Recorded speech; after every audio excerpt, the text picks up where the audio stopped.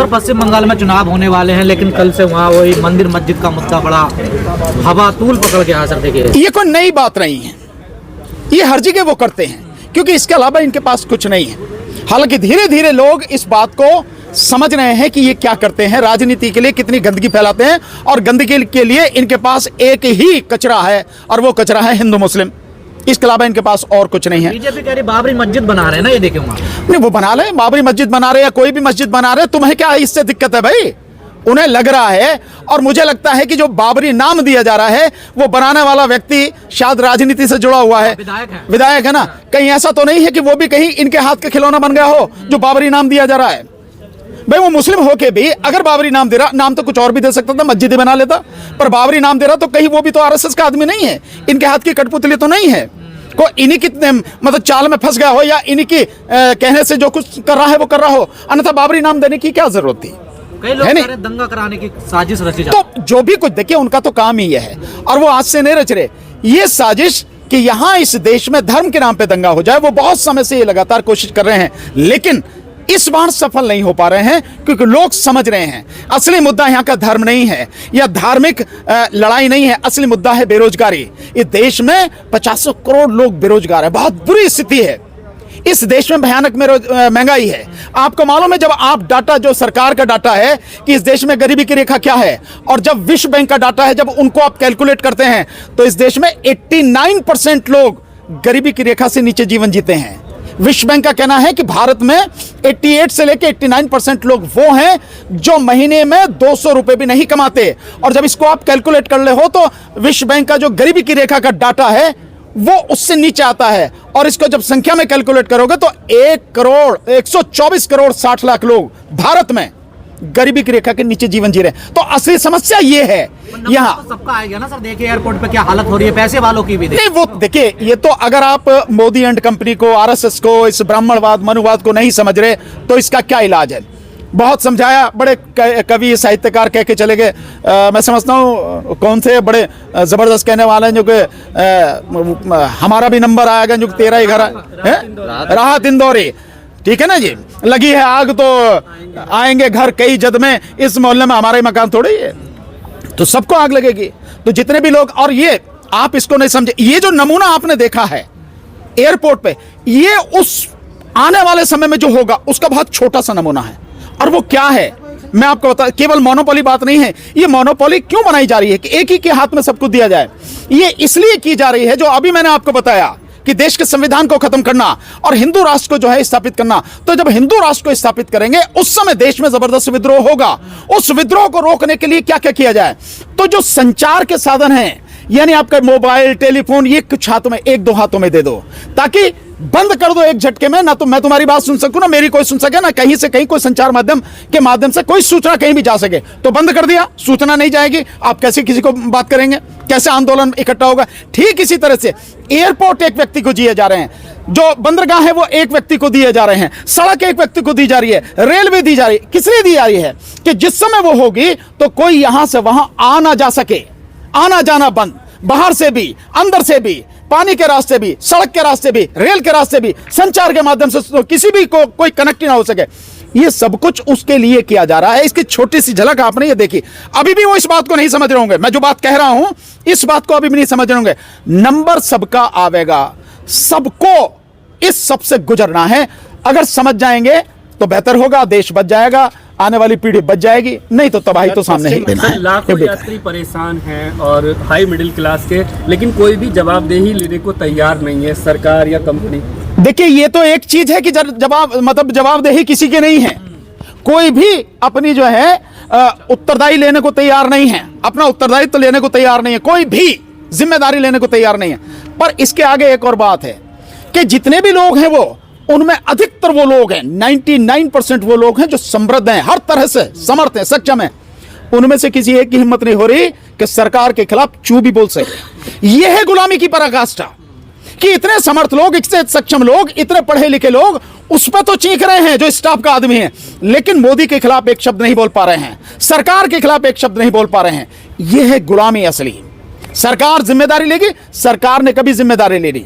मोदी कभी जिम्मेदारी नहीं लेता। मोदी एंड कंपनी जितने भी है कभी जिम्मेदारी नहीं लेते। इसकी आपको कल्पना भी नहीं करनी चाहिए, ऐसा सोचना भी नहीं चाहिए। पर ये कहा जा रहा है ना, सरकार का क्या लेना देना है इससे? क्यों सरकार का लेना देना क्यों नहीं है? वो तो एक निजी क्यों? कंपनी का। निजी कंपनी किसने दी? निजी कंपनी को लाइसेंस किसने दिया? उसे यहाँ पे जो है जो हवाई जहाज चलाने की जिम्मेदारी किसने दी? भाई उसके 470 के लगभग जो है हवाई जहाज है इंडिगो के, किसने दिया उसे लाइसेंस? किसने एयरपोर्ट उपलब्ध कराया उसको? किसने ये सुविधा एयरपोर्ट पे उसको उपलब्ध कराई? कौन है वो? पर उड्डयन सरकार की जिम्मेदारी नहीं। उड्डयन मंत्री किसके? उसके इंडिगो के हाथ में उड्डयन मंत्री कौन है? सरकार का ही तो है। सो आप ये नहीं कह सकते कि सरकार की जिम्मेदारी नहीं, सरकार की ही जिम्मेदारी है।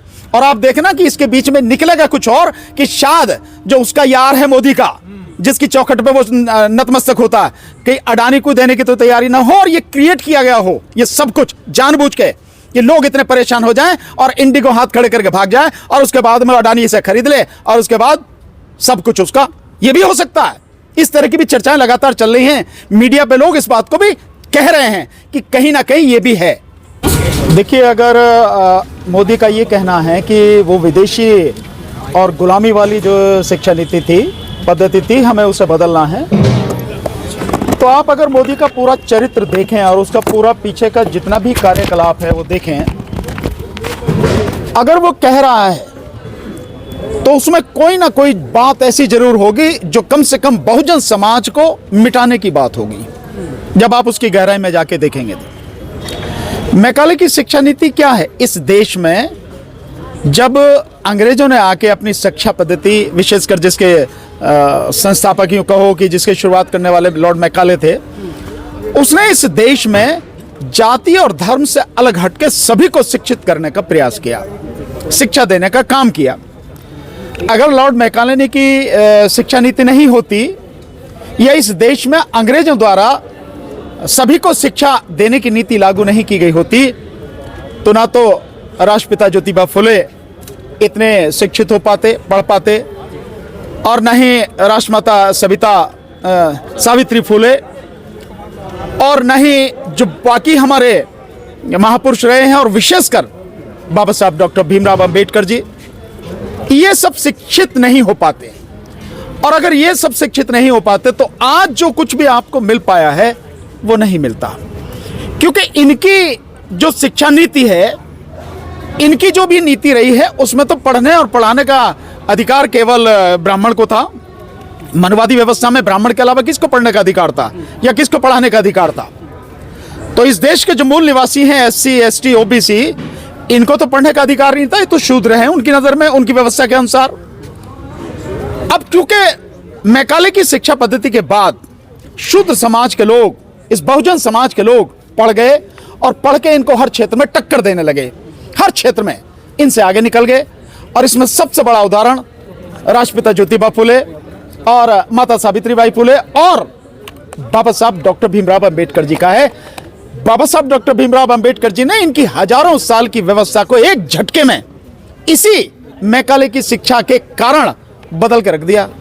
ये इन्हें बर्दाश्त नहीं है, इसीलिए ये मैकाले की शिक्षा को विदेशी, इनसे ये पूछो तुम्हारी जिंदगी में सिवाय गंदगी फैलाने के देसी और क्या है? बाकी सारा विदेशी है, बाकी सारा गुलामी है। मोदी किसकी गुलामी कर रहा? RSS की गुलामी कर रहा है। और ये किसके गुलाम थे? किन के लिए काम करते थे? ये अंग्रेजों के लिए तो काम करते थे। ये सारे के सारे जो आज जिनका ये ठेकेदार बना हुआ है मोदी, तो इनका मकसद सिर्फ एक है कि आपकी शिक्षा नीति, यानी शूद्र समाज के जो लोग हैं, SC, ST, OBC के जो लोग हैं, उनसे शिक्षा पूरी तरह से छीन लें।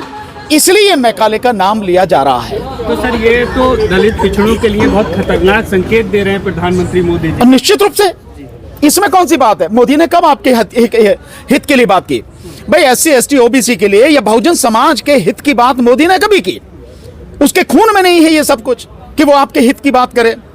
और जिस शिक्षा नीति को खत्म करने की बात कर रहा है, ये तो बहुत पहले से शुरू कर दिया। आप देखिए, जो NCERT है, उसका शिक्षा जो उसका सिलेबस है, उसमें बदलाव कर दिया या नहीं? इसके अलावा और यूनिवर्सिटीज में और जो बुक्स में, उसमें चेंजेस कर रहे हैं। अगर आप जाने तो 2016 से, ये अब की बात नहीं है, कह तो अब रहा है वो, लेकिन उसने आपके बच्चों को, यानी बहुजन समाज के, दलित समाज के, SC ST OBC के बच्चों को शिक्षा ना मिले, ये काम तो 2016 से शुरू कर दिया उन्होंने। 2016, 17 उसके बाद में जो आगे बढ़ती रही और फिर 2020 में आई जो जिसे नई शिक्षा नीति कहा जाता है, वैसे वो हकीकत में नो एजुकेशन पॉलिसी है। NEP है ना अंग्रेजी में, न्यू एजुकेशन पॉलिसी। हाँ, जैसे नहीं कहते न्यू एजुकेशन पॉलिसी, वो तो न्यू तो मूर्ख बनाने के लिए है, उसका मतलब है नो एजुकेशन पॉलिसी। और अगर ज्यादा और इसे कह सकते हो तो नागपुर एजुकेशन पॉलिसी, ये है उसका मतलब, जिसके माध्यम से इस देश में गरीबी के बच्चों को एजुकेशन मिल ही ना पाए किसी भी तरह से, SC ST की OBC, क्योंकि शिक्षा है, बाबा साहब ने कहा ना, शिक्षा शेरनी का दूध है, जो पिएगा दहाड़ेगा। तो जिसने पी रखा है वो दहाड़ रहा है, और उसकी दहाड़ जो है इनके दिल को दहला रही है, और वो नहीं चाहते कि कुछ और दहाड़ने वाले ऐसे ही पैदा हो जाएं। इसलिए ये नो एजुकेशन पॉलिसी के माध्यम से इस बहुजन समाज के लोगों की, बच्चों की शिक्षा खत्म करना चाहते हैं। वैसे भी इस देश में पिछले 10 साल में 1,04,000, तकरीबन 1 लाख के लगभग स्कूल बंद हो चुके हैं, सरकारी स्कूल। और सरकारी स्कूलों में कौन पढ़ता? गरीब का बच्चा।